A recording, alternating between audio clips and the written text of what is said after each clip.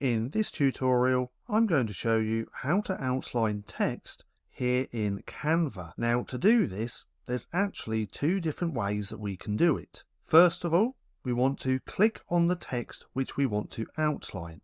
Then we can come up to Effects just here, and if we click on here, this is where we have two different options.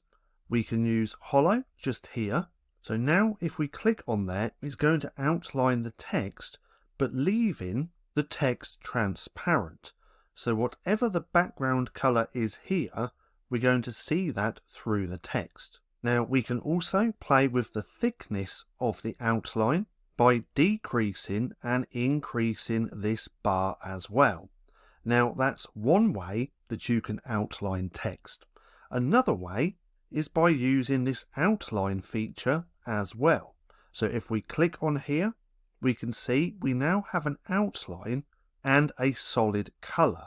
Now to change the color of the outline, we can do that just here by choosing any color that we like, or even the hex code color as well.